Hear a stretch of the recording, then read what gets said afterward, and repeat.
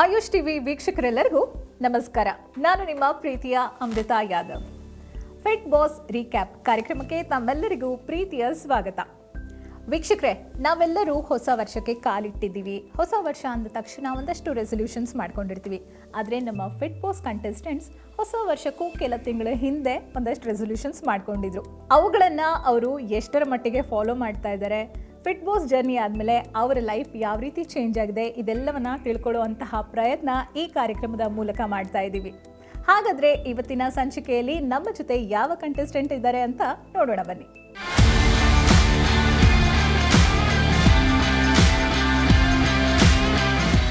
ನಮಸ್ತೆ, ನನ್ನ ಹೆಸರು ಚಂದನ್ ಅಂತ, ಮೈಸೂರು ವಿಜಯನಗರ.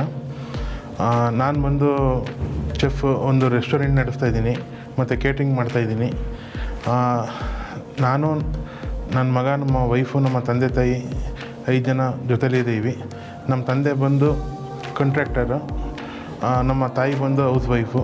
ನನ್ನ ವೈಫ್ ಬಂದು ನನ್ನ ಜೊತೆ ಹೋಟೆಲ್ ಬಿಸ್ನೆಸ್ಸಲ್ಲಿ ಹೆಲ್ಪ್ ಮಾಡ್ತಾಯಿದ್ದಾರೆ ನನಗೆ. ನನ್ನ ಹೆಸರು ಭಾನು ಚಂದನ್ ಅಂತೇಳಿ. ನಾನು ಚಂದನ್ ಅವ್ರ ವೈಫ್ ಮಾತಾಡ್ತಾ ಇರೋದು. ಬಟ್ ನಾನೇನು ಹೇಳೋಕ್ಕೆ ಇಷ್ಟಪಡ್ತೀನಿ ಅಂದರೆ, ಎಲ್ಲ ಹೆಣ್ಮಕ್ಳಿಗೂ ಇದ್ದೇ ಇರುತ್ತೆ, ಹಸ್ಬೆಂಡ್ ಹೀಗೆ ಇರಬೇಕು ಹಾಗೆ ಇರಬೇಕು ಅಂತೆಲ್ಲ. ಬಟ್ ನನಗೂ ಅಷ್ಟೇ, ಮದುವೆ ಟೈಮಲ್ಲಿ ಹಾಗೆ ಇದ್ದಿದ್ದು.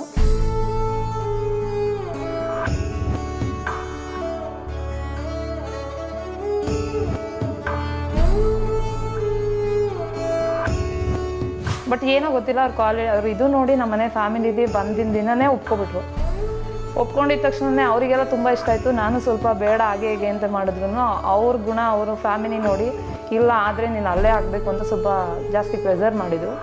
ಓಕೆ ಅಂತೇಳಿ ನಾನು ಏನೂ ಮಾಡೋ ಇದರಲ್ಲಿಲ್ಲ, ಓಕೆ ಅಂತ ಒಪ್ಕೊಂಡ್ವಿ. ಅದಾದಮೇಲೆ ಎಲ್ಲೇ ಹೋದ್ರೂ ಕಸಿನ್ ಎಲ್ಲ ರೇಗ್ಸೋದು ಮಾಡೋದು ಎಲ್ಲ ಮಾಡ್ತಾಯಿದ್ರು.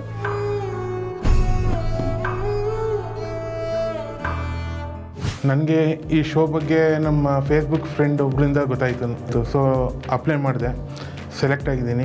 ಏನಕ್ಕೆ ಮೇಯ್ನಾಗಿ ಅಪ್ಲೈ ಮಾಡಿದ್ದು ಅಂದರೆ, ನಮ್ಮದು ಹೆಲ್ತ್ ಇಶ್ಯೂಸು ಎಲ್ಲ ಸರಿಪಡಿಸ್ಕೊಳ್ಳೋಣ, ಇನ್ನೂ ಹೋಗ್ತಾ ಇನ್ನೂ ಮುಂದಕ್ಕಾಗಲ್ಲ, ಇದೇ ರೈಟ್ ಟೈಮ್ ಅಂತ ನಮ್ಮ ಮನ್ಸಿಗೆ ಬಂತು. ಅದಕ್ಕೋಸ್ಕರ ಈ ಶೋಗೆ ಬಂದಿದ್ದೀನಿ. 20 kg ಕಮ್ಮಿ ಆಗಬೇಕು ಅಂತ ಅಂದ್ಕೊಂಡಿದ್ದೀನಿ ನಾನು ಈ ಶೋಯಿಂದ. ಹೊರಗಡೆ ಹೋದಾಗ ಅವ್ರ ಜೊತೆ ನನಗೂ ಅವ್ರಿಗೂ ಜಗಳ ಆಗೋದೇನೆಂದರೆ ಫುಡ್ ವಿಚಾರದಲ್ಲೇ.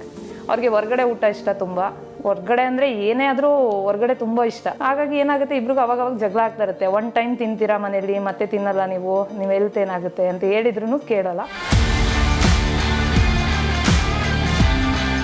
ಅಜ್ಜಿ ಊಟ ಅಂದರೆ ಇಷ್ಟಪಡೋನು. ಮನೇಲೂ ಅಷ್ಟೇ, ಒಂದೊಂದ್ಸಲಿ ಮಾಡೋದೆಲ್ಲ ಇಷ್ಟಪಡ್ತಾನೆ. ಹೇಳ್ತಾನೆ, ನಮ್ಮಮ್ಮ ಮಾಡೋದು ಕೈಮಾ ಸಾರು ಇಷ್ಟ ನನಗೆ ಅಂತ. ನಾನ್ ವೆಜ್ ಊಟನೇ ಜಾಸ್ತಿ ಅವನು ಊಟ ಮಾಡೋದು, ವೆಜ್ ಊಟ ಕಡಿಮೆ, ಸ್ವಲ್ಪ ಮನೇಲಿ ಮಾಡೋದು. ಈ ರೈಸ್ ಐಟಮ್ನೇ ಜಾಸ್ತಿ ಸ್ವಲ್ಪ ಊಟ ಮಾಡೋದು, ತಿಂಡಿನ. ಓಡಾಡೋಕ್ಕಾಗಲ್ಲ, ಜಾಸ್ತಿ ದೂರ ಓಡಾಡೋಕ್ಕಾಗಲ್ಲ, ನಡೆದಾಡೋಕ್ಕಾಗಲ್ಲ.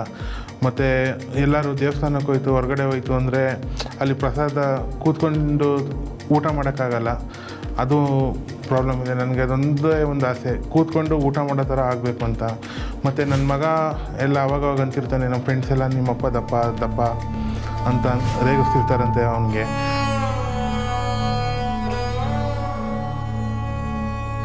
ಹಾಗೆಯೇ ಇನ್ನೊಂದು ಏನಂದರೆ, ನಮಗೆ ಮೇಯ್ನು ಒಳ್ಳೊಳ್ಳೆ ಬಟ್ಟೆ ಹಾಕೋಬೇಕು ಅಂತ ಆಸೆ ಇರುತ್ತೆ. ಬಟ್ ನಮ್ಮ ಸೈಜ್ಗೆ ಬಟ್ಟೆ ಸಿಗೋದು ಭಾರಿ ತುಂಬ ಕಷ್ಟ ಇದೆ. ಬರೀ ಹೆಲ್ತ್ ಇಂಪ್ರೂವ್ ಮಾಡ್ಕೊಳ್ಳೋಕ್ಕಲ್ಲ, ನಾನು ಈ ಪ್ರೋಗ್ರಾಮಲ್ಲಿ 100% ಎಫರ್ಟ್ ಹಾಕಿ ವಿನ್ ಆಗ್ತೀನಿ ಅಂತ ನಾನು ಅಂದ್ಕೊಂಡಿದ್ದೀನಿ. ಹಾಗೆ ಎಲ್ಲರೂ ಸಪೋರ್ಟ್ ಮಾಡ್ತಾರೆ ಅಂತ ಅಂದ್ಕೊಂಡಿದ್ದೀನಿ. ಒಳ್ಳೇದಾಗಲಿ, ಅವನಿಗೆ ಸಣ್ಣಾಗಿ ಬರಲಿ. ನನ್ನ ಮಗನಿಗೂ ನನಗೂ ಇರೋದಷ್ಟೇ, ಅವ್ರ ಪಪ್ಪನ ಅವನು 99ನಲ್ಲಿ ನೋಡಬೇಕು ಅಷ್ಟೇ. Fit boss.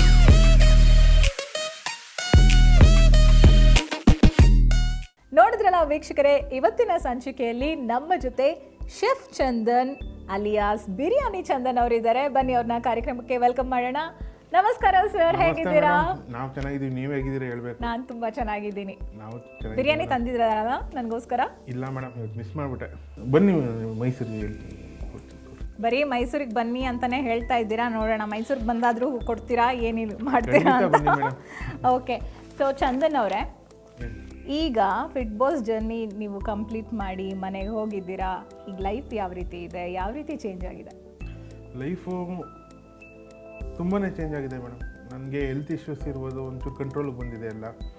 ಮತ್ತು ಆ್ಯಕ್ಟಿವಿಟಿ ಏನು ಮಾಡ್ತಿದ್ದೆ ಇನ್ನೂ ಜಾಸ್ತಿ ಮಾಡ್ತಾಯಿದ್ದೀನಿ. ಅಂದರೆ ಒಂದು ಸ್ವಲ್ಪ ಆವಾಗ ಒಂಚೂರು ಲೇಸಿನೆಸ್ ಇತ್ತು, ಲೇಸಿನೆಸ್ ಹೋಗಿದೆ. ಈಗ ಟೈಮು ಕರೆಕ್ಟಾಗಿ ಹೇಳ್ತೀವಿ. ಒಂಥರ ಚೆನ್ನಾಗಿದೆ ಮೇಡಮ್. ಅಂದರೆ ಬಾಡಿ ಎಲ್ಲ ಫ್ರೀ ಆಗಿದೆ. ಮೊದಲು ಬಗ್ಗಕ್ಕೂ ಕೆಳಗೆ ಏನಾರು ಬಿದ್ದರೆ ಬಗ್ಗಕ್ಕೆ ಎತ್ಕೊಳ್ಳೋಕ್ಕೂ ಕಷ್ಟ ಆಗ್ತಿತ್ತು. ಈಗ ಆ ಥರ ಏನಿಲ್ಲ, ಆರಾಮಾಗಿದ್ದೀನಿ ಮೇಡಮ್. ನನಗೆ ಅಂದ್ರೆ ಇವಾಗ ಹೋಟೆಲಲ್ಲೂ ಕೆಲಸಗಳೆಲ್ಲ ಆರಾಮಾಗಿ ಸರಾಗವಾಗಿ ನಡೀತಾ ಇದೆ. ಜಾಸ್ತಿನೇ ಮಾಡ್ತೀನಿ ಈಗ, ಮೊದಲಿಗಿಂತ ಜಾಸ್ತಿ ಆ್ಯಕ್ಟಿವ್ ಆಗಿದ್ದೀನಿ ಈಗ. ಲೈಟ್ ಫೀಲ್ ಆಗ್ತಾ ಇದೆಯಾ ಈಗ? ಹೌದು.